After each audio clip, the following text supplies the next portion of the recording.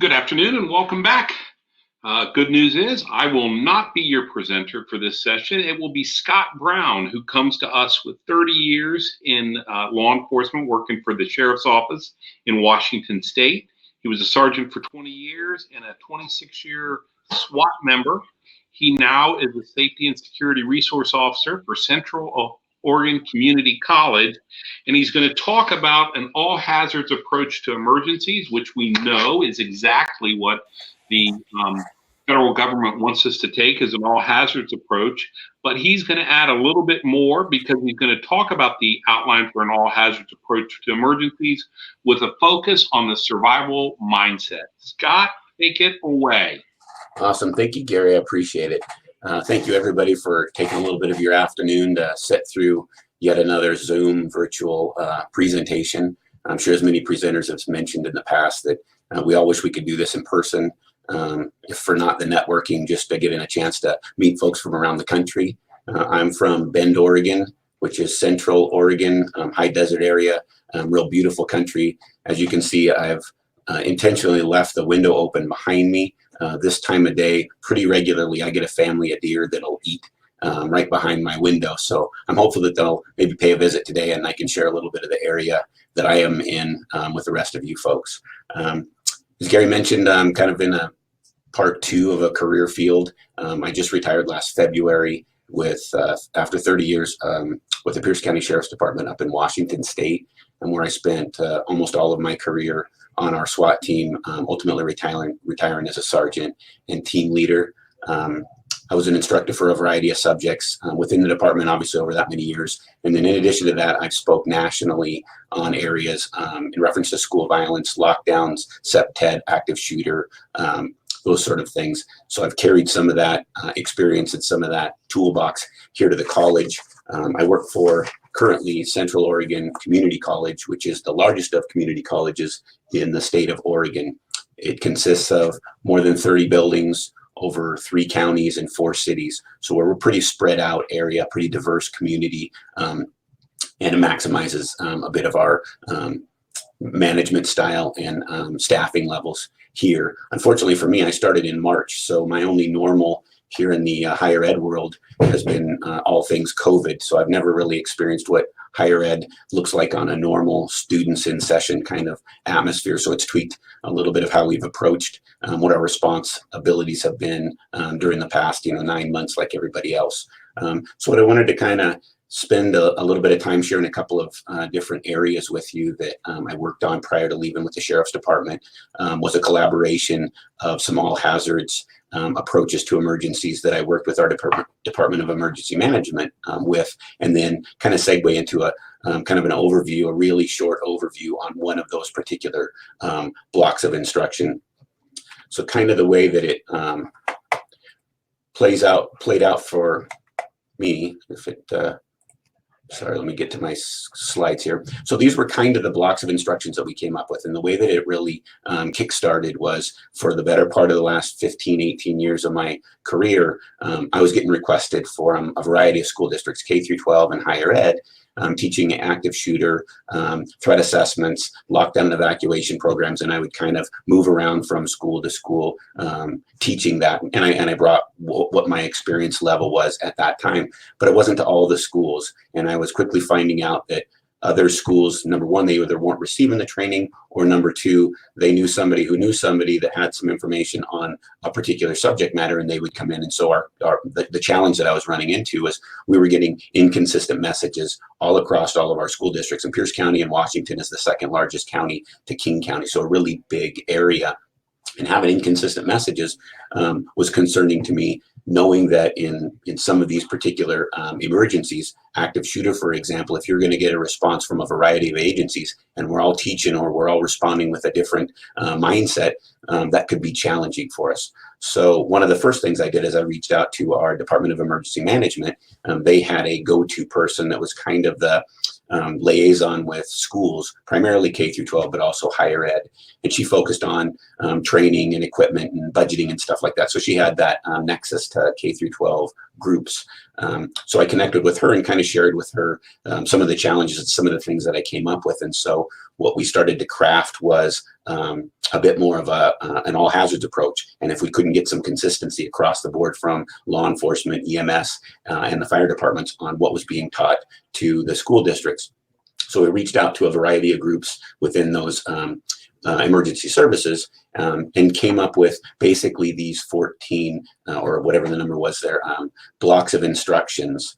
And then for us, what became important was, sorry, my slides are here, making sure I'm getting to where I'm supposed to be.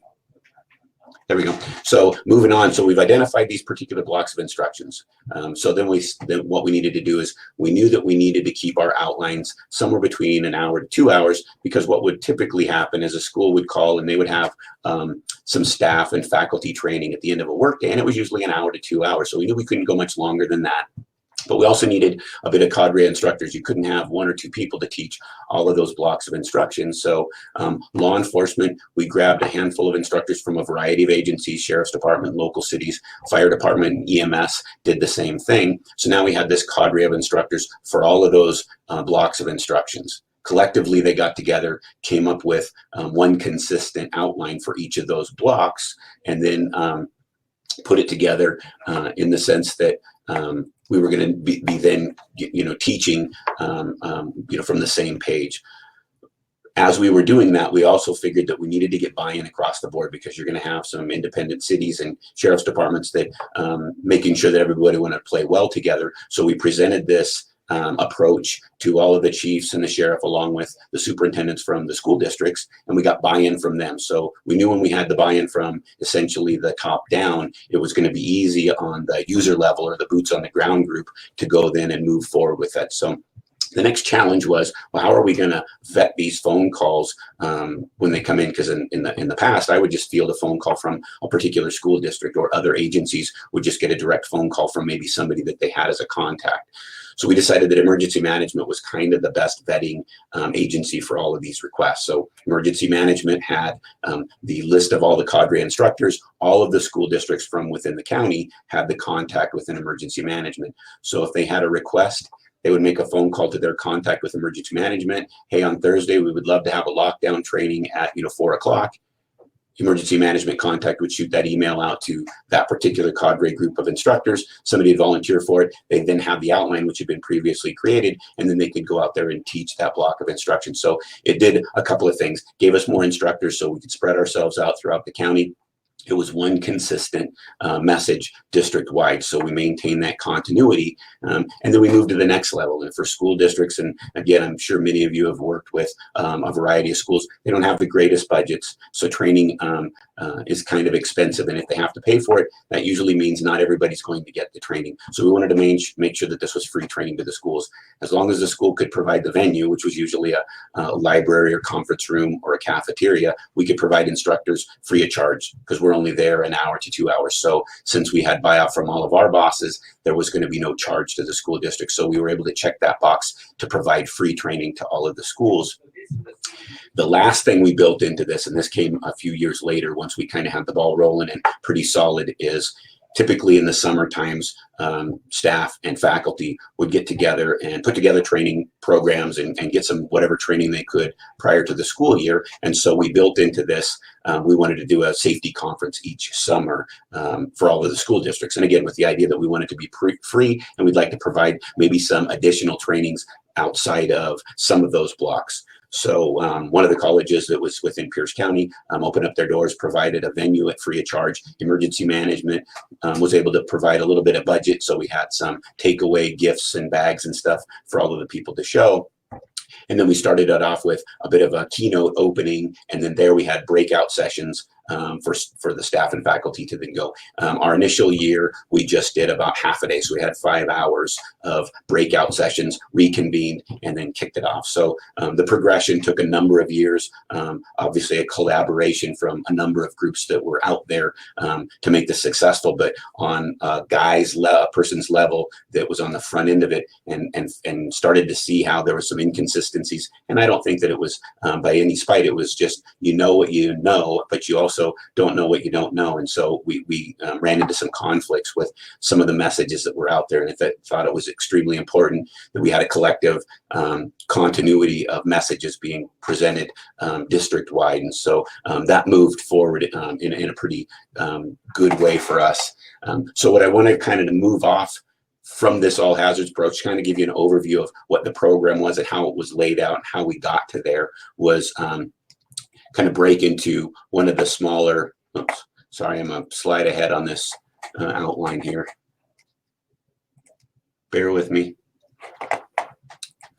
So what I thought I would do is I'd take one of those blocks of instructions and just give a really brief overview on it, so I could kind of give you some information on how some of this was created. And so what we're going to talk a little bit about is this survival mindset, or mental codes of survival. I'm sure some of this is going to seem repetitive for some, and maybe there's a different spin on some of this for other folks out there. Primarily, we're going to focus on this situational awareness, as well as color codes. And again, sometimes when you hear those terms, you have a mindset already of what situational awareness might look like, or what color codes might look like, especially if you've had previous experience with that stuff. So as we move through this, we'll talk about situational awareness first. And I know in large part, when I've gone to trainings or I've heard people speak about situational awareness, typically the response I will get is, well, you should be aware of your surroundings. And then they kind of leave it right there, and it's hanging. And so what does that really mean? What does it mean to be aware of my surroundings? And so if I break down situational awareness in a little bit more detailed way and a little more focused way, really what it comes down to when we talk about situational awareness is two things. We're talking about baselines and anomalies. And baselines are similar to what you might think of when you have family and friends. You know what their baseline behavior is, and you recognize when something's not right with them, whether they're not feeling well, or if there's some emotional thing going on. You can kind of pick up on it because you know what their baseline is. Well, if we apply it to the same perspective when it comes to safety and security, baseline is the most, number one, it's the most important element of situational awareness, because it helps us to establish what's normal for that environment, for that situation, or for that individual. And so by understanding what that baseline looks like, anything outside of that, then it should start raising some red flags for us. And then the second piece to this situational awareness is an anomaly. And basically an anomaly is any variation from what is outside of the baseline. And the idea being that either things that do not happen but should, or things that are happening but they shouldn't happen. And so as an example, I'll use, at springtime we have graduation here at the college campus.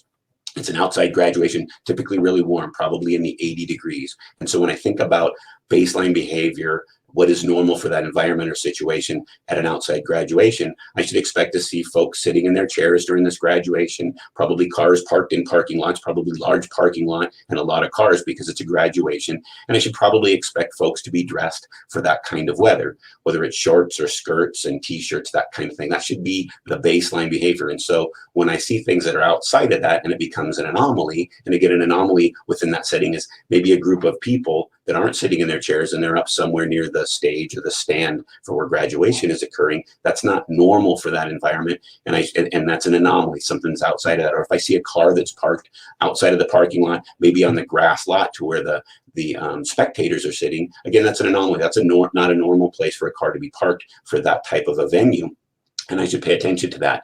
And then finally, you start see people wearing longer clothing or coats or things that don't kind of match up to the weather that we're happening. Again, I should probably take awareness that's an anomaly for this particular situation. As a public safety person, those are things that I'm going to explore a little bit deeper. That doesn't necessarily mean that all folks in that particular environment need to explore those things, but we should recognize, because I talk about this situational awareness, and it doesn't just apply to my workplace, but it applies to my everyday life. When I go to a restaurant, I should figure out what the baseline of this is. If it's summertime and people are in shorts and t-shirts, and I suddenly see somebody that's dressed differently come into the restaurant, that's an anomaly. And so I should pay some attention to those things.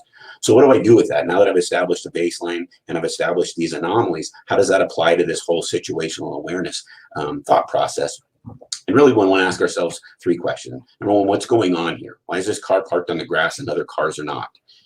What would make someone or something stand out? Again, why are these people standing over by this particular stage during this graduation when nobody else is? That stands out to me. And then what are you going to do about it? if we talk about these things on the front end and having been a part of our graduation pre-planning program, we have some pre-planned response to those things. Generally speaking, for my guys, the do I stay or do I go question doesn't apply so much because we're in the line of public safety. And so we tend to do we go in the exploration part of it. But if we apply it to our outside of work environment, and we're at a restaurant or we're at a fire station or we're at a movie theater or wherever the environment takes us, and we start looking at these things and things start to stand out, what would I go and do about it? Really, when it comes to a crisis management situation, there's really two things you want to ask yourself. Do I stay or do I go? And based on the baselines and anomalies, those give me that answer. Here's my baseline, here's my anomaly. It equals what my decision is. And usually my decision is, do I stay or do I go? And so moving on with, that's just, again, kind of a quick overview with a situational awareness piece to this part. And let me move forward to the next block to this. Sorry about that. So we're going to move on to our mental codes. I'm not sure why my outline is being a little finicky for me here, but I'm going to work my way through this thing. So we're going to talk about mental codes of survival. So we're kind of breaking off, but it builds into this, the idea of situational awareness and mental codes. And so you've probably seen, if you've ever been around law enforcement or firefighters or had some family members in the military, you may have seen color codes and some variation of the color code system. And so I'll kind of break them down a little bit, but it's really just things that we do in our normal day-to-day lives. It's just applying it a little bit more towards the safety and security side of things when it comes to mental codes of survival. So the first color code, as it reads here, is color code white. And as it reads, heads in the clouds, kind of daydreaming, no idea what's going around you. I'm sure you've walked into work someday, maybe you have a coworker typing away on their laptop, and as you walk in and say good morning to you, they don't acknowledge you. They don't look up, they don't acknowledge you, and maybe you backtrack and tap them on the shoulder, ask if everything's okay, and they respond to you, oh yeah, sure, I was just typing away. And I said good morning to you, and you didn't even look up, and they give you the answer. Oh, I didn't even see you there. That's an example of a color code white moment. I was personal story. I was working in uniform, driving a patrol car, driving in one direction. My partner in the same district, he's driving at me in the opposite direction. I waved to him, and he's just got this locked in stare as he drives past me. So I got him on the radio because I thought maybe he was headed to a call, and I missed the call. So I asked him where he was headed, and he said, oh, nowhere, I'm just driving around. And I'm like, oh, well, I just waved at you back there. And he said to me, oh, I didn't even see you there. I mean, this is a guy that's out looking for bad guys and didn't see his own partner as we passed each other on the road. So that's one of those mental codes, white, where I'm completely checked out and not going, not knowing what's going on around me. This is not, not a code that when we leave our house that we want to operate in. Is there an okay place to be in color code white? Absolutely. When you're at home, you should be able to check out from your day, check out from anything that's going on. We should feel pretty safe and secure in our homes. So it's okay to be kind of daydreaming and unaware of some of the things that are going on around us, because that's a relaxed place. That's a safety and secure place for us to be. So it's okay. But when we leave for the day, or actually, let me move forward if my video will work for us. Here's an example of a person that's in color code white. Maybe it won't play for, I don't know if it's playing on your end or not. So basically the video shows a lady walking in the mall. She's texting on her phone, falls over the wall and into a big pond fountain area. Clearly a lady that was out of, in color code white, completely unaware of her surroundings. So as we leave for the day, when we leave our house, whether it's to go to the movie theater, we're going to go grocery shopping, or we're going to go to work, this is kind of the area that we need to be operating in, and it's color code yellow. And really the key to this area is a relaxed state of awareness. So being aware, but more importantly, relaxed at the same time. And so I use a couple of examples. Let's say you go to a classroom, and when I walk into the classroom, one of the first things I should do is identify my exit routes. So how many doors do I have? Potential windows, because certainly windows could be used as evacuation or exit routes. And then if I can, try and position myself near one of these exit routes. I use an example when you fly on a plane. It's no different than when the flight attendant says, here are where all your exit rows are. You sit down, you look at which is the closest one to you, and then you go on about the rest of your flight. Or if you go into a classroom, I identify where these exit points are, and then I go along with the rest of my classroom. The reason that's important to do that on the front end of things is that in the moment of a crisis, your brain's going to recall that information much faster than if you didn't pay attention to it before. If we didn't pay attention to it before, imagine being on a plane, not knowing where exits are. It's suddenly filled up with smoke, and you have to try and find your way out of there. It's going to be difficult. If I knew 5 rows up, relatively 5 rows up and to my left, there's an exit point. If the plane filled up with smoke, I know all I needed to go is a handful of seats up and turn left, and there's somewhere in this area is going to be an exit point. So identifying those things on the front end, again, allows your brain to then recover those things faster. So moving on from color code yellow, we move to color code orange. In my opinion, this is probably the biggest area we should spend our time talking about, because I think for human beings, this is also our most problematic. And I'm going to talk a little bit about active shooter and how this plays in, but I'll give you the example of how color code orange kind of works. I'm sure that all of you have experienced that time where something in your stomach doesn't feel right, or the hair on the back of your neck doesn't feel right, and you can't really put a finger on it, but you recognize, and there's something that's just wrong here, and I don't know what that is. And essentially, it's your body's intuition telling you, hey, something's going on here, and it always it always has your best interest at heart. I teach a lot of rape prevention classes, and I'll use an example on occasions where maybe you've watched a movie where you have a lady that comes to an elevator door opens, and she sees some shady kind of character on the elevator, and she's met with this, do I get on or do I get off or not get on the elevator? She's got that funny feeling in her stomach. And of course, when we watch the movie at home, we always say, don't get on the elevator. Well, she gets on the elevator, and then bad things happen. And then, of course, the rest of the movie or the rest of the event, she spends beating herself up over, boy, if I'd have just listened to myself down below and not got on the elevator. So if we replay that incident, and I recognize at the end of the day, the reason we don't do it is because we think, man, if I don't get on, this person's going to think that I'm judging them. And at the end, do you really care so much about somebody that you don't know, whether they believe you are or are not judging them? Not when it comes to safety. Again, safety is paramount. So if that means it hurts somebody else's feeling, but you feel safer about it, you might want to lean that direction. So if we replay that event all over again, and the elevator door opens, she sees this person on there, and she says, you know what, I'm not going to get on the elevator, and the door closes. A couple of things are going to happen. Number one, she might feel a little cruddy about this guy might think that I'm judging him. But the other thing that's more important that's going to happen is that little funny feeling she had in her stomach about not feeling comfortable to get on the elevator is going to go away. And why I kind of harp on color code orange is because as human beings, we're the only animal in the animal kingdom that allows us to override this sensation. And I'll use this kind of case in point. I'll talk active shooter here for just a second. And I've had this experience firsthand back at my previous work experience. But sitting in a classroom, and we hear what sounds like gunshots out in a parking lot. And the first thing people do is, boy, that sounds like gunshots, or maybe that's gunshots. And then the next thing that happens is our human brain takes over, and we're going to override that.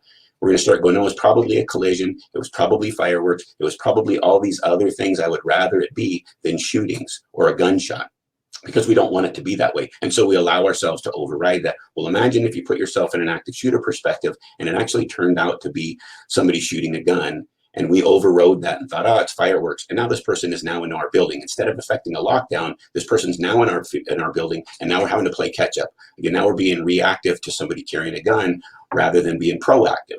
When the response should be, if I hear something, seeing something is a little bit different. But if I hear something that sounds like gunshots, institute my lockdown at my school, for example. We institute a lockdown. If we find out 10 or 15 minutes later it was fireworks or a collision or some other thing, we can always come back out of lockdown. How much did that impact our day? 15 minutes. How many times during a given school year where it's either intentional or accidental does a fire alarm go off and people have to evacuate a building only to find out 100% of the time fire alarms are false, and then we have to come back in? It doesn't impact our day any greater, but it's a greater risk when we're talking about active shooter or the potential for gun events. And so, again, I spent some time here because, again, we're the only animals in the animal kingdom that can override this instinct. Imagine if you're in Africa and you saw a giant lion and he's working over the gazelle over here. Do you think all the other little gazelle guys go running over to see what's going on? Absolutely not, right? They run away. They trust their instincts. That's bad. When, as it's used in this color code orange example, this is my win statement. When I see a lion, then I run away. Or when I hear what sounds like gunshots, then I run, then I hide, then I fight, depending on what your philosophy is. But that's my win statement. When this happens, and the faster I make the connection between this orange and what we're about to move into in the color code red, the faster I make that connection, the faster our action is. And again, action is faster than reaction. We need to make those connections. And so it's all about being proactive and thinking about these win and then situations. Moving on to our next color code. So this color code red is this acting on that threat or the danger. This is my then statement. When this happens, when the lion is, attacking the gazelle, then the other gazelles run away. I'll use an example. Driving in a car, we do this all the time. We're driving on a freeway, taking in a variety of activities, speed limits, traffic, and signs. You ever had one of those big log trucks, semi-trucks on the freeway suddenly move to the lane next to you? Your brain is processing. You've identified this threat. This is my color code orange. My threat is this big truck. And now I've moved into color code red. My then statement is, then do I speed up? Then do I slow down? Then do I change lanes? I've already made that connection. Again, the faster I make the connection, the faster I am to be actively moving away from that particular threat. And as it mentions here, mobility equals survivability. We need to move. And all of those folks out there that coach along the run, hide, fight philosophy, that's all mobility driven. Running is mobility. Seeking a place to hide, whether that's lockdowns or hiding, is also a mobility thing. And obviously fighting is a mobility thing. And so if you equate mobility to survivability, get away from the threat, hide from the threat, or I've got to fight back from the threat. All of those things are mobility things. And again, at the end of the day, those coach to survivability. So keeping that kind of a philosophy in mind. And just like it, and I coach the idea that we can have all of the greatest plans in the world, but if we don't practice them, then we're not building in those repetitions. We practice our fire drills. We certainly should be practicing our lockdown drills, and just practice the win-then statement. When you're not at work, you should practice those win-then statements and how that looks in my everyday life on the totality of situational awareness.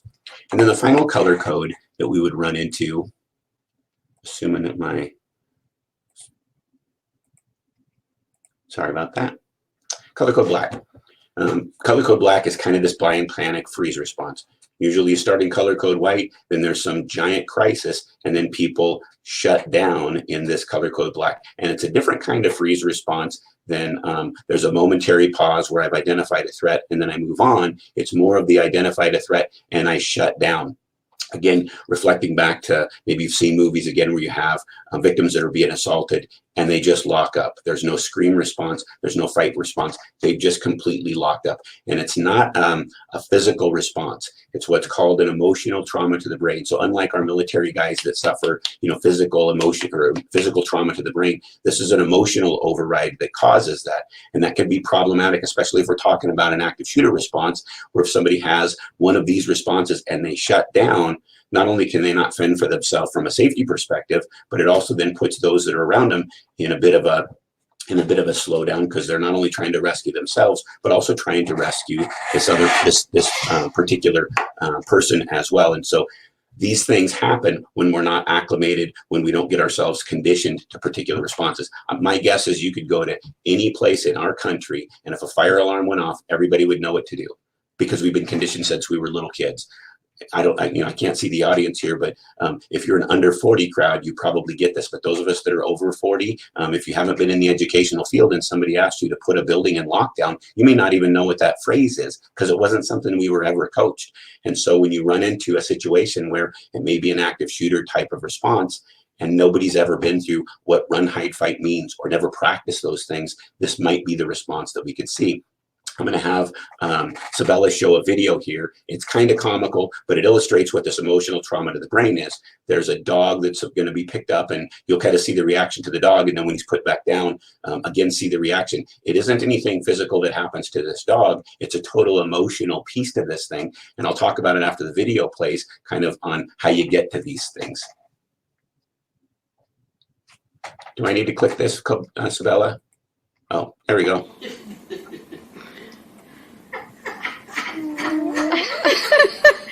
Wait, made that sound.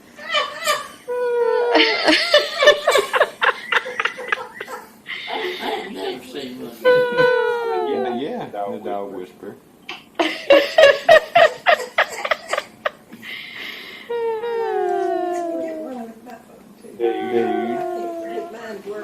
I'm making a movie.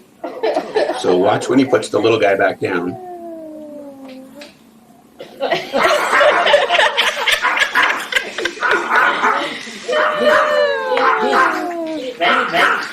And watch when he picks him back up again.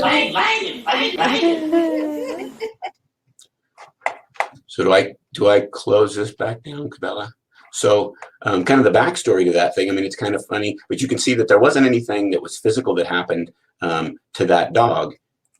It was an emotional override. And so what causes that? So clearly this dog and this guy haven't spent much time together. The more the little dog spends with this guy and they become acclimated, he'll recognize that the big guy is truly not a threat or a predator and won't cause me any harm. And he's going to have less and less of that reaction. Imagine, if you would, though, if the man wanted to do harm to that dog and his only response was to lock up like that. That's problematic. I didn't want to flood this with a bunch of videos, but I have some other ones that'll show some human responses very similar to that. And again, if we put it in the context of an active shooter event, and that's a trauma, emotional trauma to the brain that somebody experiences, it could be problematic. And it can happen in a variety of ways. And so the way we overcome some of that stuff is we have to train and we have to practice that stuff. That's why SWAT teams practice. And that's why baseball team and football teams, they practice, they run through these events over and over so you become inoculated. That's why law enforcement has simunition training and use of force training, is you get inoculated to it so that it becomes more of an automatic response. And we have less likely of those kind of responses to any sort of an emotional trauma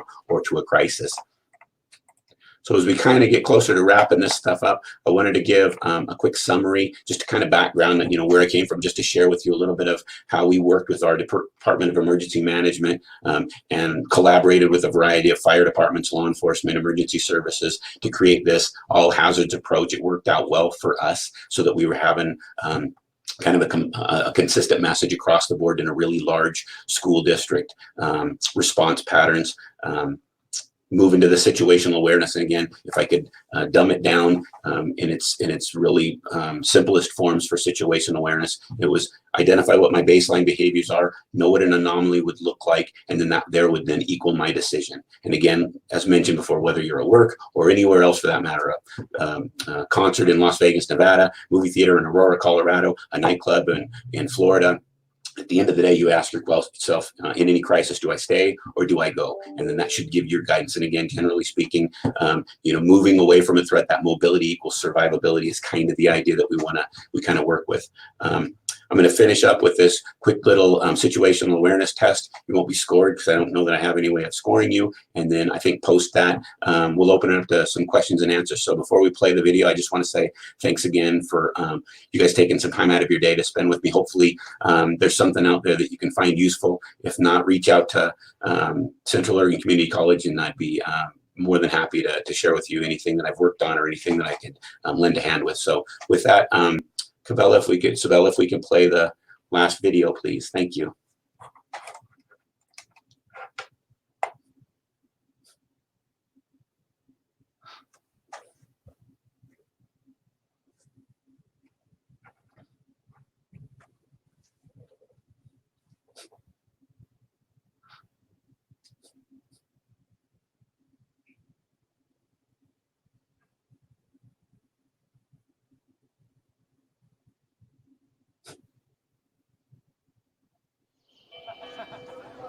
Here's your challenge. How many people in orange shirts get subs? Go.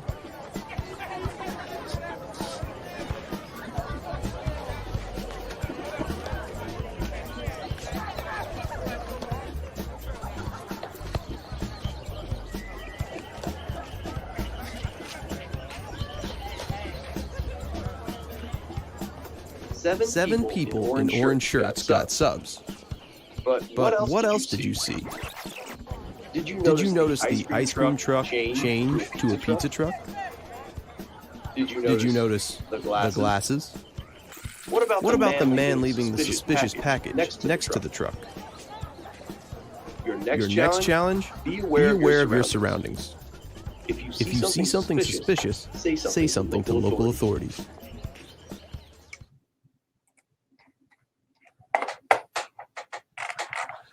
So there we have it. More of just kind of a little fun thing to close it up with, a little bit of situational awareness stuff. So with that, fire away, please. If you have questions, let me know. Okay, folks. Now, just because the session says we end at 4 doesn't mean we have to end at 4. This is just like we're in real space. So I'm going to start. I have a series of questions, but I want you guys, if you have questions, go ahead to the question button and start firing away. while we're waiting for someone, I think one of the things you talked about, Scott, that was so important is consistent messaging. And, we look at fire code, which is a national code. It doesn't matter where you go, it's the same fire code. But when it comes to things like active shooter training, those kind of things, there is no standard. There was run, hide, fight. Now there's avoid, deny, defend. There are so many programs out there, and unfortunately, people don't know where to turn. And there are some organizations out there that I think are just stealing money from people, and they're not, they're not training something that has educational value, hasn't been based on any kind of research at all. I'm kind of a fan of the down in Texas, because everything they do, the alert, craze, all that stuff, it's all research based. Sure. So I would rather teach something that's research based and something that, hey, I saw this at a conference, I thought it was pretty cool. Yeah, I completely agree. And I think sometimes that's it. They take maybe an existing program, change the little verbiage around, name it something else, and then try and market it. And it's unfortunate because they're marketing to our schools, the folk, primarily to these schools that don't have huge budgets anyways, but they sell it as the greatest thing since sliced bread. And it's frustrating for me. It's almost as if I feel like they've been taken advantage of, and that shouldn't be the approach that we take. It should be the other way. We should be there to help support those folks. There's a company that in Central Ohio that is selling, they call it, well, I won't say what it is, but basically it's a fire extinguisher with pepper spray. And they're selling that as a solution to an active shooter. Sure. And but I got a question. So SRO, should I be in the yellow and low orange modes? Is the question that came in. Yeah, so I want to be in that yellow because that's the relaxed state. I use this analogy for the orange when it comes to classes. If we get to orange, if we live in our life in the orange zone, we start to get to that paranoid state. So as an example, if I sit in a classroom and I'm next to a door with my hand on the door handle, waiting for that active shooter that may or may not ever happen, I start to approach a paranoid state. And we all know, what do we do for paranoid people? We give them medication, because it gets them out of that paranoid state. So we don't need to be there all the time. The idea is, if our head's on a swivel and we have that idea of situational awareness that we spoke to, and I have this relaxed awareness, can imagine driving in the car. You ever been in a car with somebody that white knuckles the car? That's a paranoid person. They're not going to have that relaxed state. So when we can change the radio station, drink our coffee, drive the speed limit, and take all that stuff in, we do so and we're relaxed. That's a code yellow. That's a yellow code of awareness, using a car analogy. But we want to stay in that zone. Otherwise, again, we start to tip the scale to that paranoid state. Very good. So I've got another question. Where do you see technology as part of an all hazards approach? Phone apps when cell towers would likely be overwhelmed, things like that. Other types of services that interact directly with local police or fire, etc. Yeah, I'm a huge fan of technology. I think there's some great uses out there, whether it's cameras, certainly when you talk cameras, then you run into the budgets, and not everybody's got the greatest budgets to support that stuff. But one of the things that will always be there is a person. It'll always boil down to, if technology fails, how do we respond? And if we just lean 100% on our technology and it breaks down, you'll see people walk into color code black. They'll shut down. So I think, and more importantly, we need to train our folks for all of those hazards, and then use our technology to enhance what we have. It's kind of like, if I have a wood baseball, I'm a baseball guy. If I had a wood baseball bat and an aluminum baseball bat, if I coached at the lowest level and then I'm given a better tool, maybe I hit a little bit harder, a little bit farther, but I still have my basics down. So I think the foundation should be, we need to train our people and then let our technology enhance that. Very good. I could take it from your instruction that you've read some of Gavin DeBecker's stuff. Yeah, I actually I went down and spent a week there. I got certification in the whole threat assessment piece down there. It was a good trip. I would say that you probably got some phenomenal training from that. You talked about what I thought was important, normalcy bias that we do all the time. That sounds like gunfire. No, that couldn't be gunfire. We wouldn't have gunfire here. And like you said, we override what we should be taking some sort of action. So I think it's important that you brought that up. That was phenomenal. Great information. Folks, there is Scott's information. It's up on that, and of course you'll be able to get this presentation. Scott, I can't thank you enough for this phenomenal presentation. I cannot wait until we can do this face to face so that we can be at a place where we can all get together. You can probably talk for 2-3 hours. I want to compliment you on that, working together with first responders to create a program for schools to protect them. That's just phenomenal. That's what every community should be doing. Thank you so much. I appreciate it. All right, folks, that's a wrap for today. Tomorrow we will be back again at day 3, 10:45.